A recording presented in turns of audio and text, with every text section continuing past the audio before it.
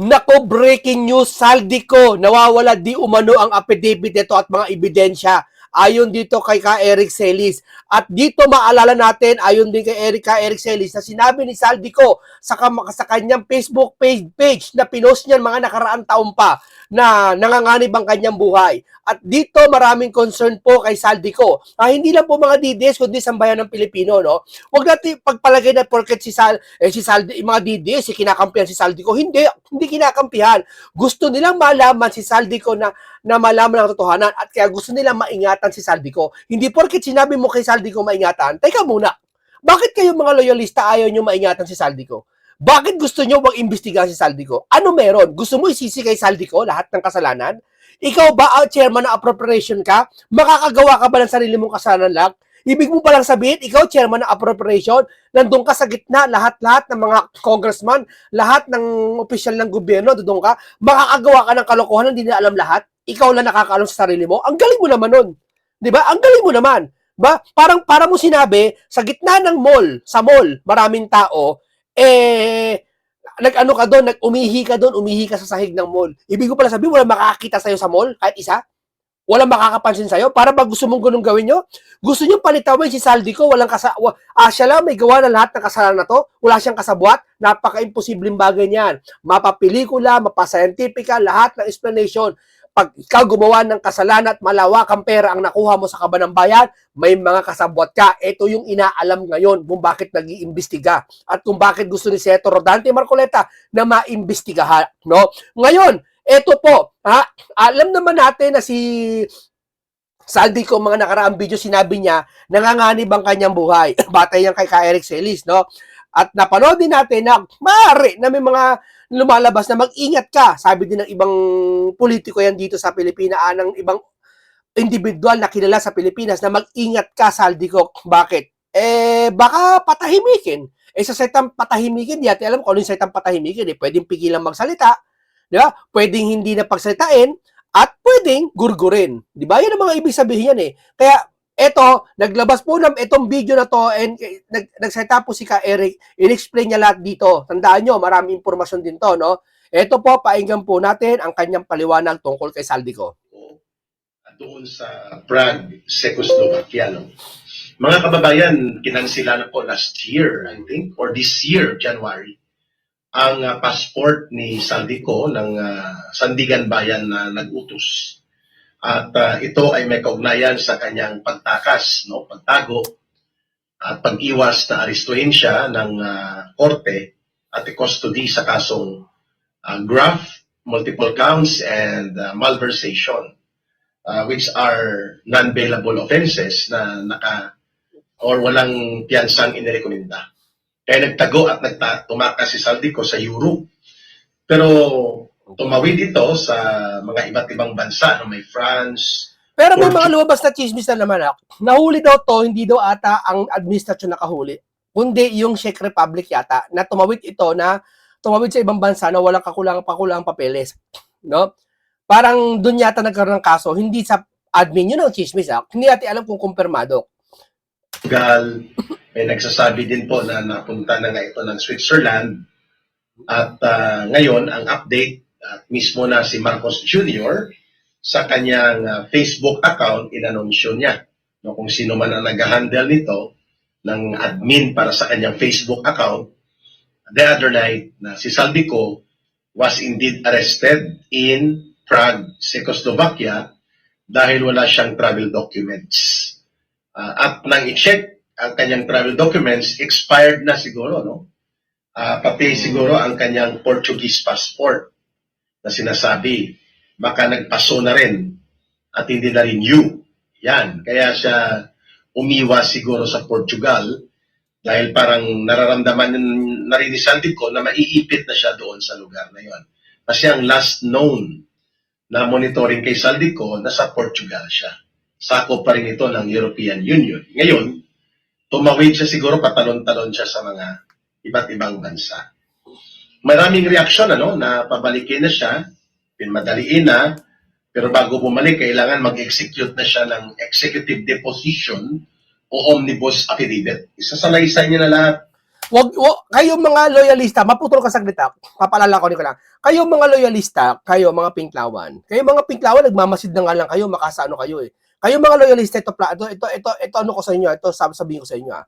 Wala kayong pakialam kahit sa mga DDS o sa ordinaryong tao na sabihin si Saldi ko ingatan. At wala kayong pakialam na tulungan si Saldi ko na maghayag ng katotohanan, di ba? Karapatan ng sambayan ng Pilipino malaman yung nilalaman ng kay Saldico. Di ba uhuli niyo si Saldico? So, ibig sabihin may kasalanan si Saldico. Pag may kasalanan si Saldico, ibig sabihin, iimbestigahan lahat ng kanyang pati 18 maris lahat. Huwag niyong pipigilan. Kasi lumalabas kayo mga loyalista, hindi naman lahat pinipigilan niyo magsalita itong si Saldico. Ewan ko kung bakit. Parang lumalabas na, parang gusto nilang palabasin eh. Ikulong si Saldico, siya may kasalanan tapos nawala ng investigasyon. O pwede ba naman yun? Ha? Kahit yung isang kapitbahay mo, halimbawa, nakita mo, ginurgurot niya yung kapitbahay mo, ha? Hindi po pwede ang investigasyon sa kanya lang. Tandaan nyo, malawak ang investigasyon, sasabihin, sino nag-utos sa'yo, aalamin nila. Ikaw lang ba talaga sa krimen na yan? Aalamin nila.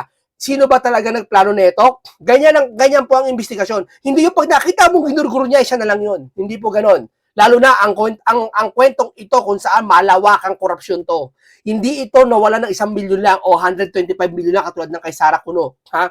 Ito ay bilyon, trilyon na nawala. Hindi ito basta-basta ordinaryong usapin na kung saan isisisi mo lang kay Saldico lahat. Hindi. Ito ay malawakang investigasyon na mangyayari. Kaya kayo mga loyalista, wag kayo magsasabi, gusto ng mga DDS na imbestigahan yan. Tuwan-tuwa, nalungkot ng mga DDS na huli yan. Ay, nalungkot. Tuwan-tuwa nga sila eh. Bakit? May imbestigahan na yung naudlot na investigasyon eh. Kuha na siya ng recording. At sa tingin ko, pwedeng i-request siya ni Saldico, pero hindi daw siya ma-assist ng Philippine Embassy and Philippine Foreign Mission sa Czechoslovakia dahil considered siya na fugitive from law or fugitive from justice. No? So, tingnan natin kung paano ito may sasagawa ni Saldico para maprotektahan niya ang sarili niya. Pero Saldico is a very important na witness, no? Kasi nandito mga tauhan niya eh. Sila ang 18 former soldiers na naging bahagi ng distribution ng pinagnakawan ng mga pondo at ganun din po ang dalawa pa niyang tauhan na may mga listahan ng mga baka Pinky, ito baka ipatawag mo lang si Saldico. Kalokohan yan. Kung patawag mo si Saldico, ipatawag mo 18 Marines. Ayaw mo kasi may babubuking eh. Nagdelibera ng maleta maliban pa kay Marcos at kay Romualdez. No, we're talking about Paul Tiksay and itong si Estrada or Mark Tiksay and Paul Estrada na mga assistants ni Saldico maliban pa dito sa 18 former soldiers. At syempre, kung magtutugma ang mga revelations, pahayag at mga igagawa na judicial affidavit ni Saldico, susumpaan niya ito at hindi niya babaguhin doon ang nilalaman ng kanyang mga pagsasalaysay at pagbubunyag sa kanyang inirelease last year na mga video release ng kanyang pagbubunyag na si Marcos at sila Romualdez ang mastermind at pasimuno kung bakit nagkaroon ng malawakang pandarambong, sistematikong pangungurakot at pangungulimbat sa pundo ng ating pamahalaan, lalo na sa mga flood control projects. Ang pagkakaroon ng mga insertions, allocables at mga unprogrammed appropriations na ang nag-execute nito sa 3 budget cycle ni Marcos at nila Romualdez nang sila po ay bumuo ng sindikato sa pangungulimbat na ito, si Saldico po ay isa sa mga inner circle nila Marcos at nila Romualdez. Kaya malaking bagay po ang revelations na gagawin ni Ginoong Saldico pagdating dito sa Pilipinas kung ibabalik na siya kaagad. Pero I think inihilot na ito ngayon nila Ginoong Marcos. So that's one thing, no? Kaya nga, wag nang antayin sana ni Ginoong Saldico at ng kanyang pamilya na mangyayari sa kanya ang nangyari kay former Undersecretary Catalina Cabral. Oo, yun na.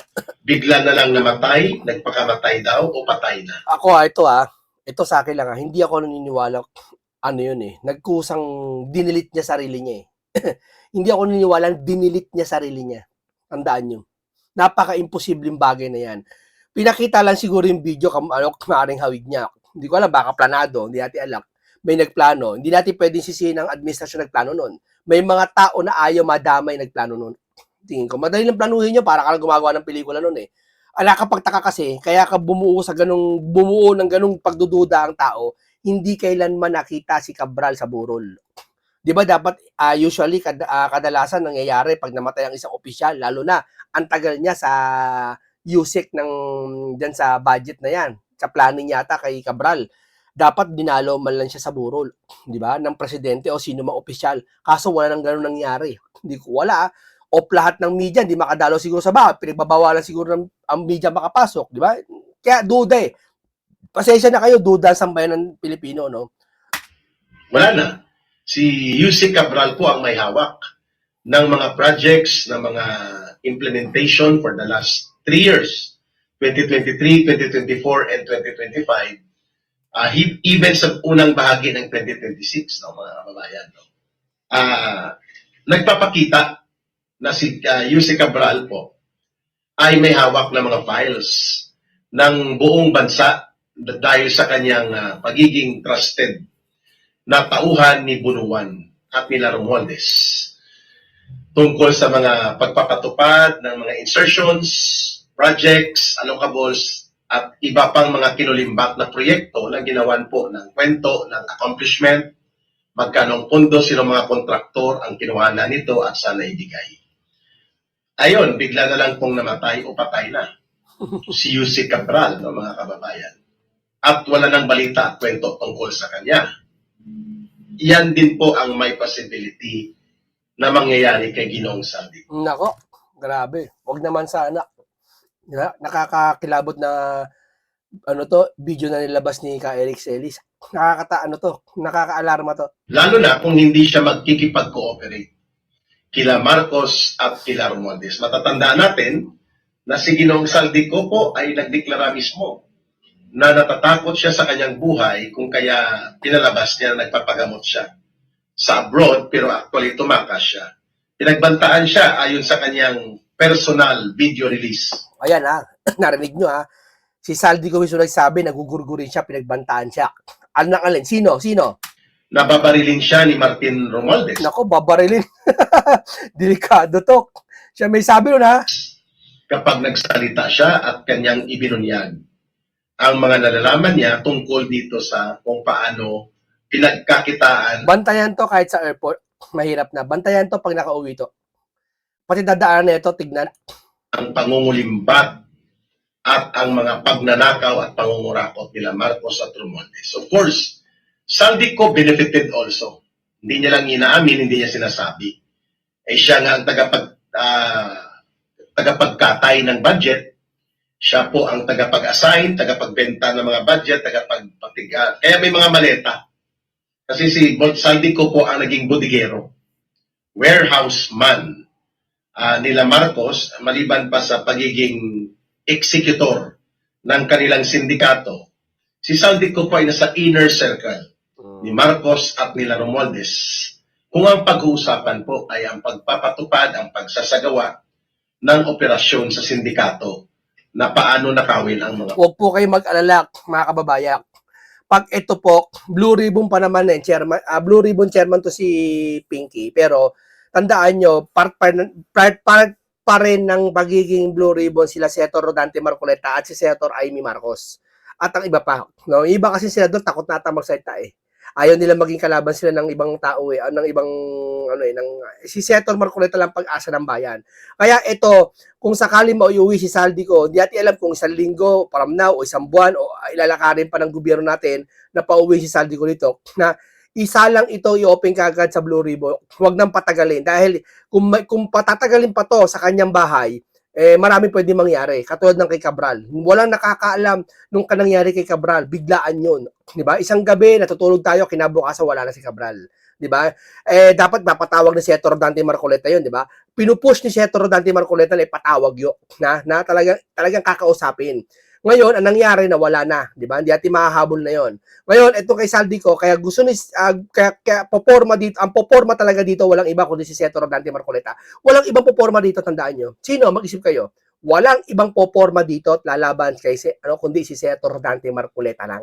At tandaan nyo yan. Kaya suportahan natin si Senator Rodante Marcoleta sa kanyang gagawin. Tandaan nyo. At maging sistematiko ang pangungulimbat at pandarambong nila Marcos. Saldico was very instrumental during that time na siya pa ang namumuno ng House Committee on Appropriations. So, ang estimated na revelations ni Saldico na amount na napunta kay Marcos sa loob ng 3 taon na nag-operate sila sa sindikato ng pangungulimbat, pangungurakot at pandarambong kasama si Romualdez, hindi daw bababa, sabi ni Saldico ito, taon-taon sa mga 28 to 30 billion ang na-deliver niya. Grabe. So, Ang laki. 30 billion. Grabe. Kung 3 years yun, mga 100 billion yun. Grabe. Pero lately, lumabas kong conversation niya, audio, na may kinakausap siya that indeed every year may quota pala talaga. Si Marcos na ipagtabi siya ng 100. O yan, hindi natin siya sabi, naniniwala tayo dyan. Baka kasuhan tayo ng pektos ng administrasyon. Ito ay iimbestigahan. Itong mga sinasabi ni Saldico na ni-recap nito ni Caselis, ito dapat maimbestigahan kung totoo o hindi. Yeah? Para tayo maging bias. Billion pesos para sa kanyang personal na insertion sa budget. At palulusutin yan sa Congress at hindi gagalawin. Dahil yan ay si Marcos na ang bahala doon. In short, si Saldico po ang naghahanap ng kung saan ilalagay ang 100 billion pesos na kota ng pandarambong na iniuutos ni Marcos na gawin nila Saldico at Romualdez. Eh siyempre, may benepisyo po din sila Saldico at Romualdez. Si Romualdez, mga hindi rin bababa yan every year. Sabi ni Saldico, hindi bababa sa 50 billion pesos. Grabe. Ang nakukulimbat ni Martin Tambaloslos mula sa budget sa pamamagitan ng insertions, allocables, and program appropriations. Wow. So Saldico can spill the beans out, yes. Pwede nga po niya talaga ito na maibubunyag at pwedeng gamitin niya ito upang hindi siya basta-basta maiipit sa nangyaring sindikato. Pero ang problema, ang kanyang inaakusahan, ang kanyang ire-reveal, ay dadaan din sa ombudsman. Ang ombudsman, bata-bata ni Marcos. Hindi yan independent. Hindi yan objective office. So, paano si Saldico gagawa ng ganun? Kaya nga dapat, habang nasa Prague, sa Czechoslovakia pa si Saldico, ay magmadali na ang kanyang pamilya bago pa siya patayin. Ng kung sino man, alam na natin yun kung sino. Kagaya ng bigla na lang pagkamatay at pagkawala ni Yusek Cabral. Dahil nga, si Saldico at sila Yusek Cabral ay may hawak po ito ng mga lista ng mga kunwari proyekto, mga insertions, allocables and program appropriations at least in the last 3 years, sino na kinabang dito, magkano kay Marcos ang kontraktor ito, saang area ito. Kaya nga nawala bigla si Yusek Cabral. Saldico knows the same. At ang bigat ni Saldico, ang kanyang salaysay ay pwedeng patutuhanan ng kanyang mga tauhan kung maibabalik din sa Pilipinas na alam natin pinatakas o itinago na ng puwersa ng kadiliman. Puwersa ng kadiliman. Sila Mark Tiksay at Paul Estrada. Sila po ang mga... Ito mga to, di ba? Alam mo, ba't nakakatakas yung mga yan? Ang bagal ng chairman Ayaw mag-imbestiga Kung ito ay, imbestigahan kagad, bago pala makatakas, makaisip ng plano, wala sanang ganito di ba? Hindi na ito matandang chairman na to, Blue Ribbon na to. Hintayin mo si Senator Rodante Marcoleta pumalit sa'yo. Hintayin mo, dapat to, ikudita to Trusted dapat to, ni tanggalin to Saldico. Kasi peste sa peste sa Pilipinas peste na ho Lahat ng sangkot sa pangalan, ayaw niya imbitahan. Biruin mo. Sa pagkamada ng mga pangungulekta mula sa contractors na doon kinakash advance, yung cycle, nakuha ka sa kontraktor, ipamumudmud mo, and then si Cabral at sila Bernardo at sila Bunuan naman, at sila Pangandaman ang magre-release ng budget. So parang ang buong pondo ng gobyerno hindi direkta kila Marcos at Romualdez at sa sindikato ng mga politiko, kongresista at mga senador na involved, dumidirekta muna sa DBM. Pababa sa DPWH, papunta sa mga kontraktor na doon nila kinukuha ang mga cash advances. Na umabot po, ang ganong sistema na master yan ni Saldico, ang isa pa na tinuturo, nakapartner niya, itong si Edwin Garjola ng CWS Party List at pati itong sila Congressman Momo ng Surigao. No? Marami po ang pwedeng isiwalat talaga ni Saldico. Subalit, hindi pa niya na-reveal ito in an official document. Kaya sa tingin ko, pwede na po, mga kababayan, na bago siya mag-travel, mag-execute na siya, or bago siya kuhanin o ano pang mangyari sa kanya, ng omnibus affidavit o ng executive deposition. At dahil may pera pa naman po sila sa Saldico, malaki pang naiiwan sa kanilang mga pera na napaghati-hatian nila mula doon sa operasyon ng sindikato ng Pandarambong, gamitin na niya upang ibangon niya ang bansa. At sasabihin niya, Saldico, ito lang sana. Makisama ka naman. Kung talagang ikaw ay ngak-ngak lang, ay hindi ka paniniwalaan talaga. Kailangan ilabas mo yung mga ebidensya. May kapangyarihan ka, may power ka. Pwede ipakalkal lahat ng mga document mo nung ikaw nakaupo pa sa budget ng appropriation. Pagganahin mo lahat, yung 18 Marine, i-pulpose mo na. Pagganahin mo lahat para talaga kapani-paniwala pagdating sa NBI, sa ombudsman, yung mga sasabihin mo na walang butas. Gawin mo na. Diba? Eto nga, batay kay Eric Selle sa kanyang programa, ang title niya nawawala daw yung affidavit ni Saldico at ebidensya. Hindi ko alam kung paano nangyari yun, no? Pero yun ang sabi niya sa kanyang title. na ang lahat ng mga binabanggit at mga naging salaysay ng tauhan ko, yun po ang mga corroborating testimonies. At ipasulpot na niya ang kanyang... Gawin mo na, maging bayani ka ng Pilipinas, Saldico. Gawin mo na lahat. Kung hanggat maaari, tandaan nyo ito, sabihin ko dapat igawing state witness to. Kapag hindi ginawang state witness yan, isa lang ibig sabihin yan. Guilty sila. Kailangan gawin state witness to para talaga maprotektahan siya. Magkaroon ng ng tatawag na yung tamo, pag si Senator Marcoleta, sinabi niya kay Saldico na gawin yan, state witness yan. Sasabihin naman, kakampi naman ni Saldico si Marcoleta. Sasabihin naman, karelihiyon yan. Sasabihin naman, asawa niya may kaugnayan kay Saldico. Ganyan yung mga yan. Ang pinagkakatiwalaan mismo. Biruin mo, nabaliktad pa. Ngayon lang nanalo sa Senado si Senator Marcoleta. Kakampi daw niya si Diskaya. Gustong palabasin lahat ng pagnanakaw ni Diskaya, kasabot si Marcoleta. Ibig sabihin, lumalabas si Marcoleta lahat ng ulo ng nakawan sa buong Pilipinas, yung 1 trilyon. Yun ang gustong palabasin ng mga hayop Di ba? Antindi. Yun ang gustong palabasin nila. Sipin mo Na mga operators, nangungulekta, nagde-distribute na mga mali-maleta, tunito nila ng pera, kina Romualdez, kina Marcos, kina Sandro, at iba pa, na mga alam niya na mga detalye ng malala na operasyon ng pinaka-iskandalusong pagnanakaw at pangungulimbat at pandarambong na pinamunuan nila Marcos at Romualdez. Isiwalat na niya. Kasi kung hindi, at hindi siya magsasang-ayon na ililibre niya at kanyang lilinisin ang pangalan ni Marcos at nila Romualdez, na yun ang ginagapang ngayon sa kanya upang siya ay makabalik sa Pilipinas, posibleng mangyari kay Saldico. Ang kanyang sinasabing babarilin siya, papatayin siya. Yun matindi yun. Yung setang babarilin. Rekta. Di ba? Hindi ko alam kung paano totoo yung...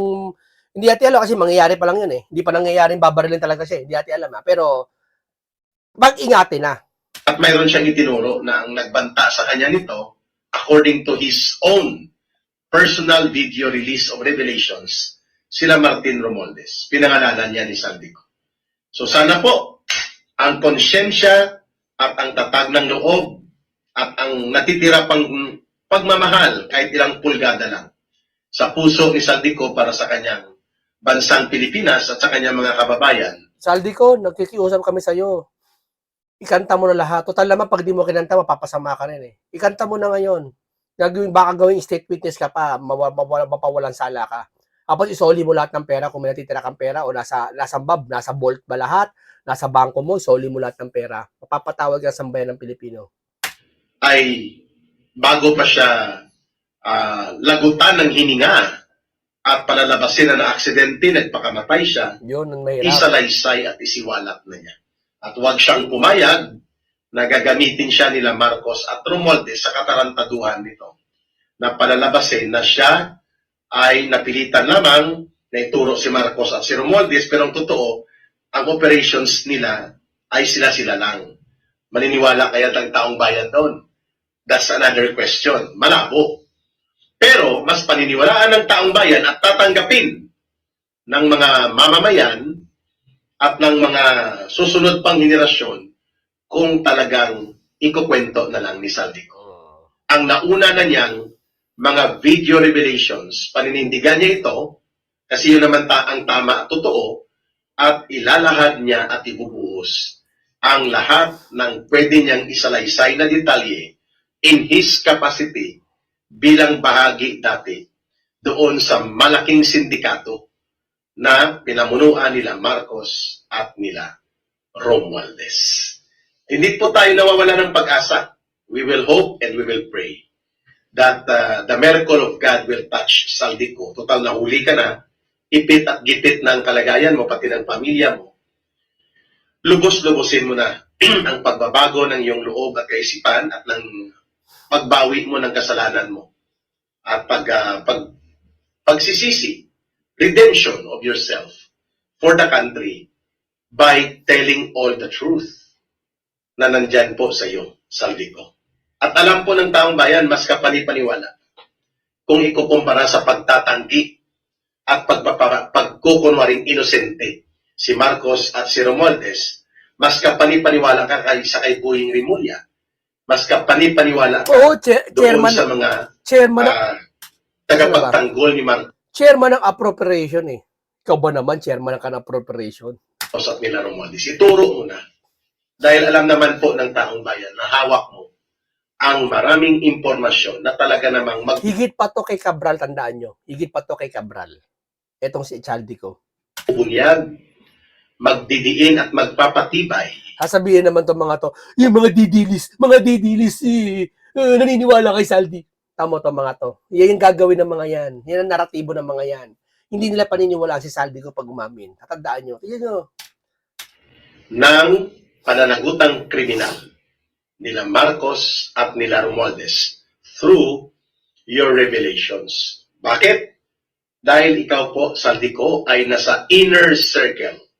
You are a creation of the entire machinery of criminal plundering and corrupt organization nila Marcos at Romualdez. And you were at the heart and center of the first 3 years of operations. Yan ay hindi na po mabubura. Hindi pa po lubos-lubusan na ibinubulgar ni Saldico ito. Ang problema, walang magtatanggol sa kanya na institusyon at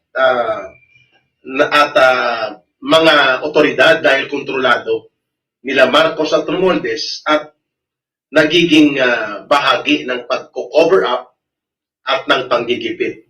Ang PNP hindi na yan mapagkatiwalaan, ang AFP ganon din.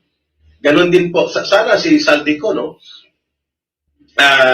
Naisip na niya ito, baka na mayroon na rin, na nagsagawa na siya ng executive deposition o pangkabuang salaysay niya, tapos naka-record na rin siya ng buong revelations, and then ipa-declare niya as a public notarial document sa Europe. Ano pa man ang gagawin po sa kanya, papatayin man siya, i-assassinate siya, palalabasin na nagpakamatay yung aksidente, or pipilit-pitin pa siya nila at gigipitin ng pamilya niya, at least na ibunyag na niya. But who knows, mayroon na. Diba? Who knows, mayroon na. Kaya nga, grabe ang panic ni Romualdez at ni Marcos nang hindi sinasadya siguro na hold si Saldico sa Czechoslovakia. Hindi sinasadya na hold si, nagkakasok. Ngayon, siyempre, mapapabalita yun. Alam mo naman, Pilipino, napakarami sa kaisang sulok na mundo. Lalo sa dyan sa bandang Europa, ang dami mga Pilipino dyan. Siguro, may nag-leak na nahuli si Saldico na hindi sila. Sabi ng chismis maaring hindi sila nakahuli, talaga nagkakaso lang talaga at na-hold siya doon at pinalabas nito na nahuli na si Saldi. Pero, hindi natin alam, baka ganyan nangyayari talaga. Kababayan, sapagkat wala na po siyang active passport and travel document. At yun ang dahilan kung bakit na-check at nasita at na-arresto siya. Sa Ibig sabihin pala, hindi talaga pinahuli ng ano. Kasalanan talaga ni Saldico, human error niya. Hindi natin alam yan. Aalamin dapat yan. Slovakia. But right now, yung galamay ng kademonyuhan ng gobyerno ni Marcos at Romualdez, Kasi si John Vic, parang iba na yung salita niya eh. John Vic, ito nararamdaman ko kay John Vic John Vic, hindi masamang bumaliktad.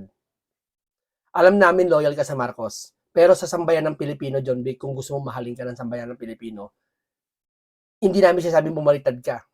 Pero parang ganun na nga, ang gagawin mo. Pero ang gagawin mo, sisiwalat mo lahat. Nararamdaman ko yung mga salita mo ngayon, iba. Sabi niya parang fireworks na sasabog si Saldi. Sana, John Vic, hindi ka makapagsalita rekta sa amo mo.